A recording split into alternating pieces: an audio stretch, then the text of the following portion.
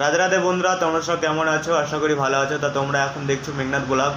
তা অনেক দিন আমি ভিডিও দিতে পারিনি, ঠিক আছে, মানে আমার ব্লগ ভিডিও আমি দিতে পারিনি একটা কারণটা হচ্ছে কি, কাজের মধ্যে, আর এখানটায় প্রচণ্ড গরম, বিদেশে আছি। তা সেই জন্য ভিডিওগুলো দিতে পারিনি। তার চেষ্টা করবো আগামীকাল থেকে আমার ব্লগ স্টার্ট করার।